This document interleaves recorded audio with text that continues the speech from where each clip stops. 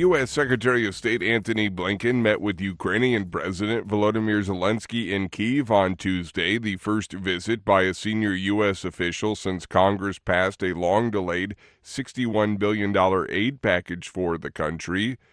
Reuters correspondent Freddie Joyner reports. Blinken's visit comes days after Russia launched a ground incursion into the north of Kharkiv, opening a new front and stretching Ukraine's soldiers. During a speech, Blinken took aim at Russian President Vladimir Putin and said the U.S. intends to seize Russian assets.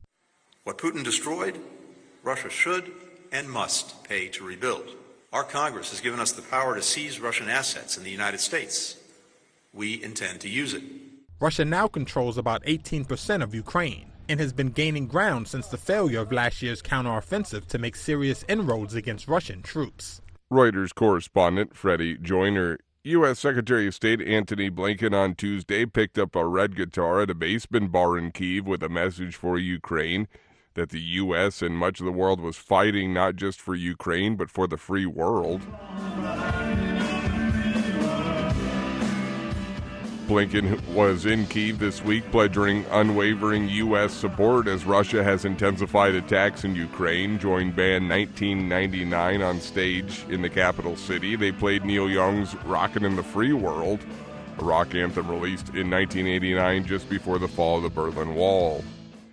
Thousands of protesters rallied on Tuesday in Georgia after Parliament adopted a law to brand overseas-funded NGOs as groups under foreign influence, a measure Brussels has warned will undermine Tbilisi's European aspirations. This is VOA News. A NATO exercise began earlier this month in Sweden, where about 800 paratroopers from the United States, Spain, Hungary, and Italy are training together to deter any potential aggression. The first such exercise on Swedish soil since the country joined NATO in March. VOA's Eastern Europe chief Miroslavo Gungadze reports from the training ground in Sweden. Swift response is part of Defender 24, the largest U.S.-led NATO exercise in Europe, encompassing more than 17,000 U.S. and 23,000 multinational service members from over 20 allied and partner nations. Military officials say Russian aggression against Ukraine has dramatically altered the security environment in Europe. The new threats prompted Finland and Sweden to join the alliance and pushed NATO member states to increase their defense spending. Miroslava Gungadze, VOA News, Sweden. Lebanese state media said an Israeli strike on a car in the country's south killed 2 people on Tuesday, with a source close to the Iran-backed Hezbollah saying a field commander was among the dead. Israel and Hezbollah have exchanged near-daily fire following the October 7th attack on southern Israel that sparked war in Gaza by ally Hamas, a U.S.-designated terrorist group. The prosecution's star witness and former U.S. President Donald Trump's hush money case was grilled on Tuesday by Trump's lawyer. AP correspondent Julie Walker reports. A tense start to cross-examination in Donald Trump's hush money trial, with the former president's lawyer reminding Michael Cohen, who was once Trump's lawyer also, of some choice words he had to say leading up to his testimony.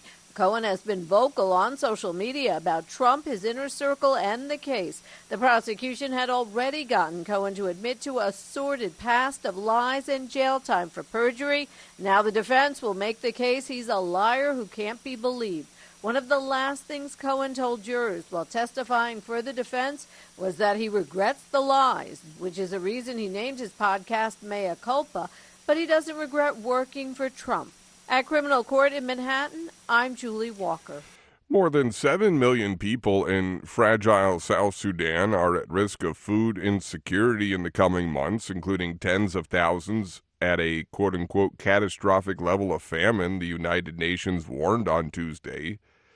Quote, an estimated 7.1 million people will likely be experiencing high levels of acute food insecurity between April and July 2024, the UN Office for the Coordination of Humanitarian Affairs said in a statement.